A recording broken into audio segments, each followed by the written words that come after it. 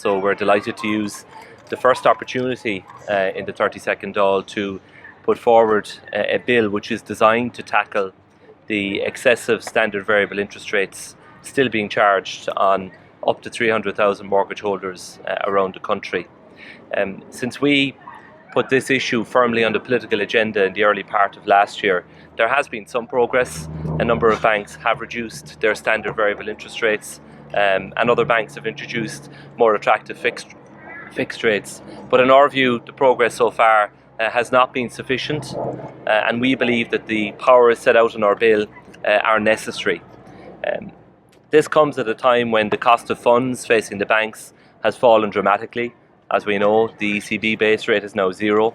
People who are saving are earning little or nothing by way of interest on their savings, and the banks can also access money on the interbank lending markets at historic low rates.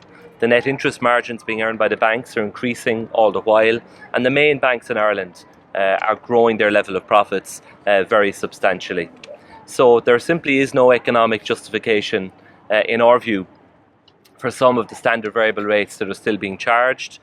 We acknowledge the progress made by AIB, for example, last week with their further reduction to 3.4%, and there was some speculation over the weekend that they may go further again in the next number of months. But there are still banks in Ireland today that are charging 4 to 4.5%, despite them having a cost of funds of in the region of 1%.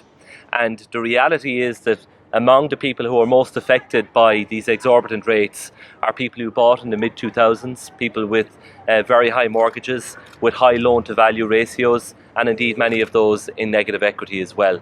So what our bill provides for is for the central bank to carry out an assessment of the standard variable rate mortgage market.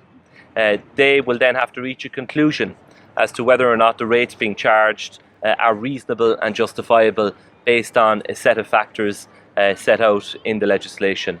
If they conclude that the rates being charged in the case of a specific lender or a group of lenders are not reasonable, then we are giving them the power to intervene and to put an actual cap on the rates being charged. By way of the cap, they would have a number of options.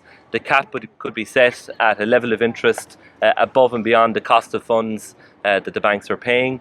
It could be a cap set at a certain level above the ECB base rate, or indeed the cap could be around the average rate being charged in the market. So there would be a number of options there. So we look forward to the debate on this bill tonight and tomorrow night. We sincerely hope that the bill passes second stage and that it can move on to full committee stage for detailed scrutiny, hopefully before the summer recess. We will be certainly calling on the support of other opposition parties and indeed independent deputies, and we would hope that the government will see fit to support this bill as well.